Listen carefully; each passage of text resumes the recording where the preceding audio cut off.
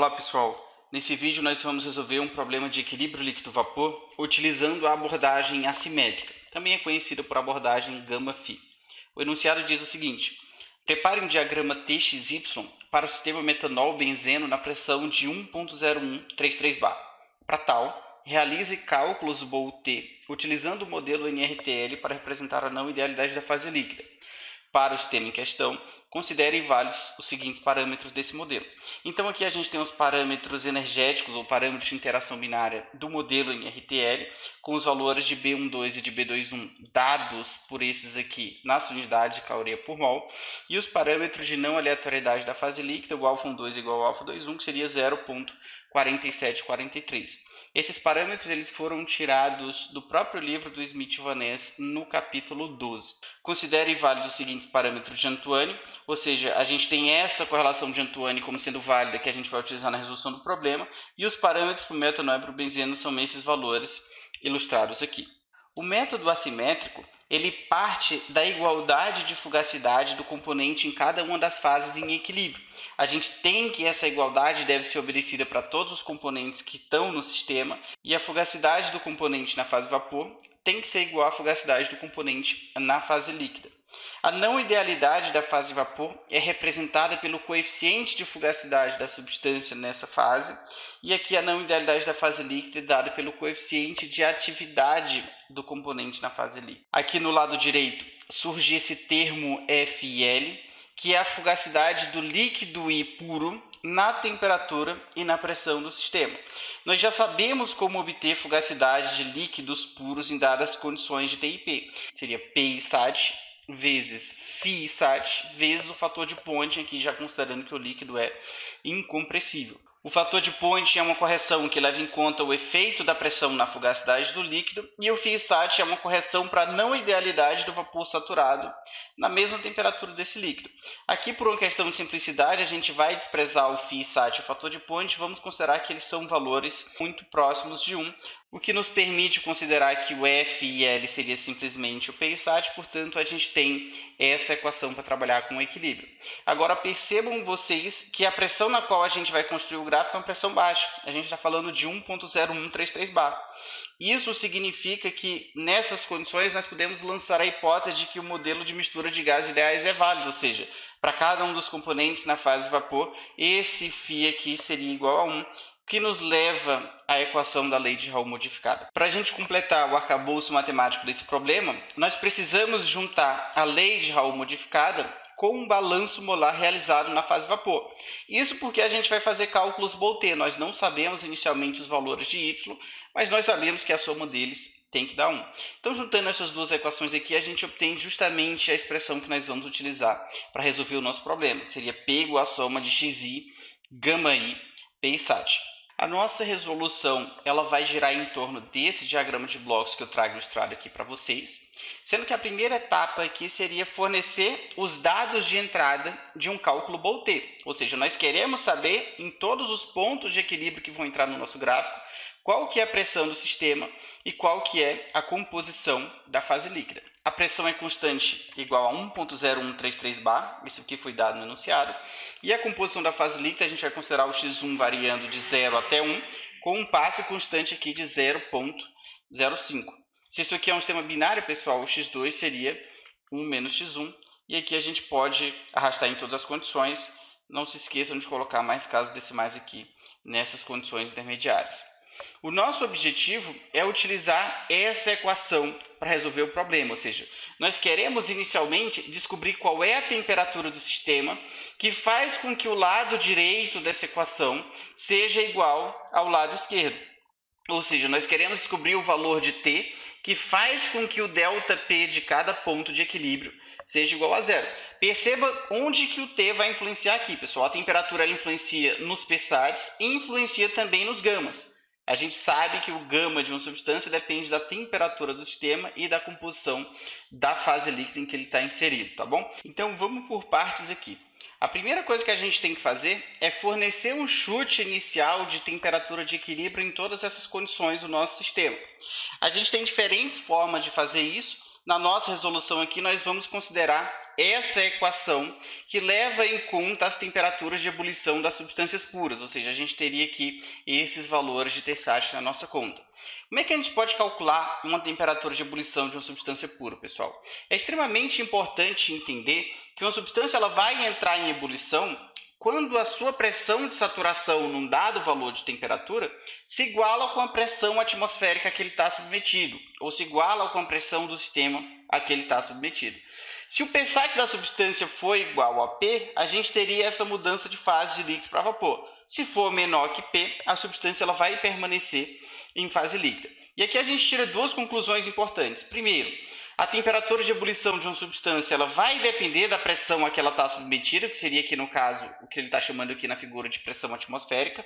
E a gente pode utilizar a equação de Antoine para calcular a temperatura de ebulição de uma substância.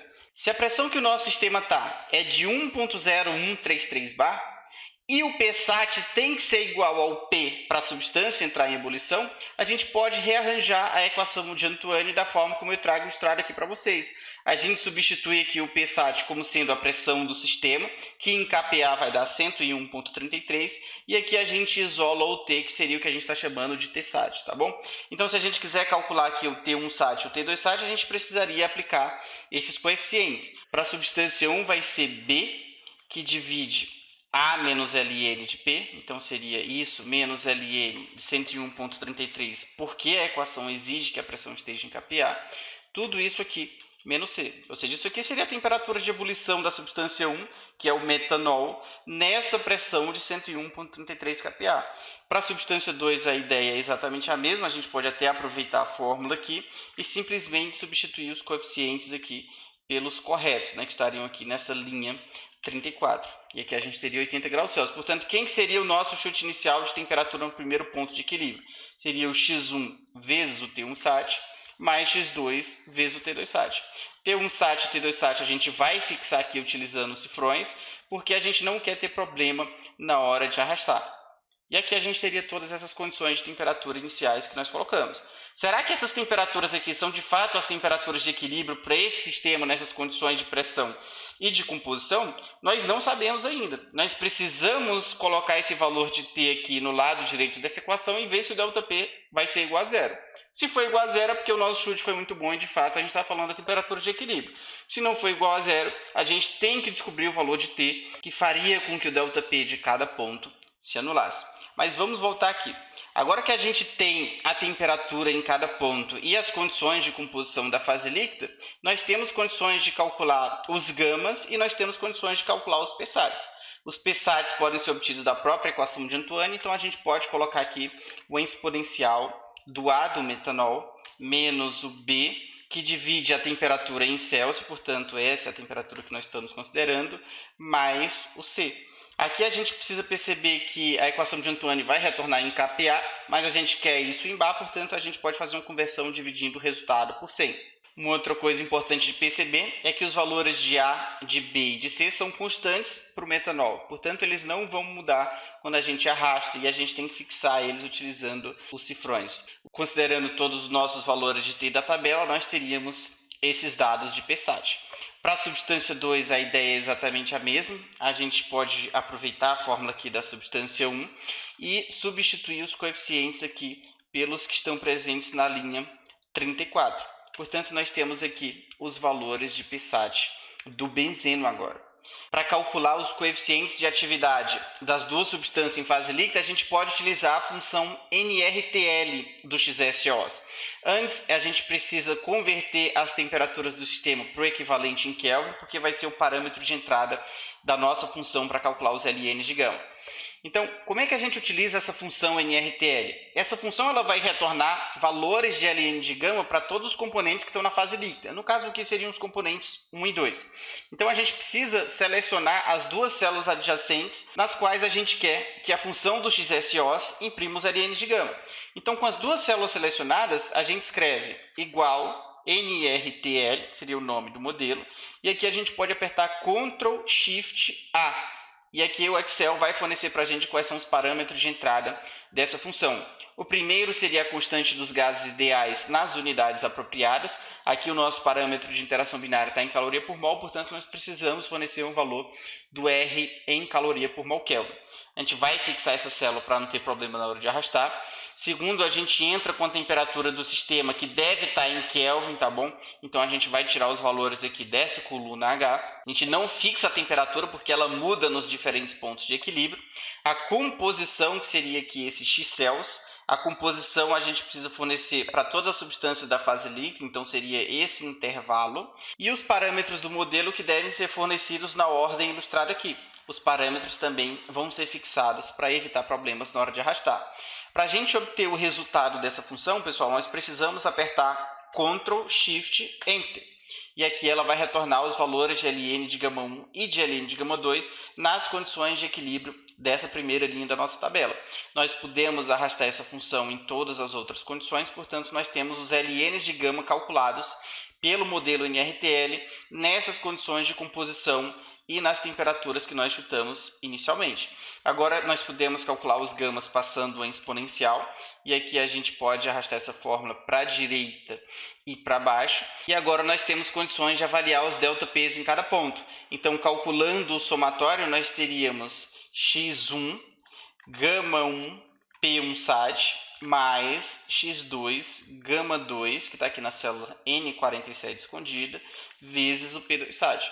Arrastando em todas as condições da tabela, quem que seria o ΔP? Seria essa pressão do sistema em cada ponto, menos a pressão equivalente aqui em cada ponto. Se a gente quiser calcular esses ΔPs e módulos, nós podemos utilizar a função ABS do Excel. Então, ficaria esse valor aqui do dado de entrada, menos o valor calculado pela equação de equilíbrio. Nesse primeiro e no último ponto, na realidade, os ΔP são iguais a zero, porque aqui a gente tem que o P do sistema é igual ao próprio P2 SAT, como a gente pode ver aqui, e no último ponto, P seria igual ao P1 SAT, que é a própria pressão do sistema. Mas nessas regiões intermediárias, os ΔP são diferentes de zero, o que indica para a gente que, na realidade, esses valores de temperatura aqui ainda não são as temperaturas de equilíbrio do sistema. E aí a gente precisa descobrir quais são os valores de T que fariam com que esses ΔPs fossem nulos. Para isso, a gente pode utilizar o Solver. Então, se a gente vem aqui em dados, depois em Solver, nós podemos tratar cada ponto de equilíbrio separadamente, ou seja, nós queremos fazer com que isso aqui seja igual a zero. Tornar igual a zero é a mesma coisa que minimizar, porque os ΔPs estão avaliados aqui em módulo, e a nossa variável de iteração para tentar minimizar esse ΔP seria a própria temperatura do sistema nessa condição de equilíbrio. Perceba que eu estou colocando aqui a célula que tem a temperatura em Celsius, porque todas essas células adjacentes elas vão ser alteradas se a gente alterar a temperatura em Celsius. Ah, professor, mas você não colocou aqui a temperatura em Kelvin para calcular os gamas? Sim, mas esse valor de temperatura em Kelvin ele vai mudar se essa temperatura em Celsius mudar. Porque aqui a gente tem uma fórmula de que o T de Kelvin é esse T de Celsius mais 273,15. Se a gente tivesse colocado a temperatura em Kelvin aqui como variável de iteração, por mais que ela mudasse, os PSATs não iriam mudar, porque as fórmulas do PSAT estão em relação a esse T em Celsius. Então, quando a gente pede para o Solver resolver esse problema aqui, ele vai buscar a nossa solução. Como vocês podem ver aqui embaixo, ele está buscando o valor de temperatura que vai minimizar esse ΔP em módulo. Então, vamos esperar aqui mais um pouquinho. O Solver encontrou uma solução, ou seja, a temperatura de equilíbrio aqui não é aquele chute que nós demos inicialmente, ele encontrou um valor de 66,04 graus Celsius. E aqui a gente pode partir para o próximo ponto de equilíbrio, depois para o próximo ponto de equilíbrio, depois para o próximo ponto de equilíbrio. Agora, o procedimento de tratar cada ponto individualmente, ele se torna um pouco cansativo se a gente for considerar, por exemplo, muitos pontos no nosso gráfico TXY. E aí, como é que a gente pode otimizar a nossa resolução do problema? A gente pode, na realidade, minimizar essa função objetivo, que seria a soma de todos os ΔPs dos pontos de equilíbrio. Quando a gente minimiza esse F, a gente está minimizando já todos os ΔPs em módulo, ou seja, a gente está buscando os valores de T que fazem com que esses ΔPs sejam iguais a zero.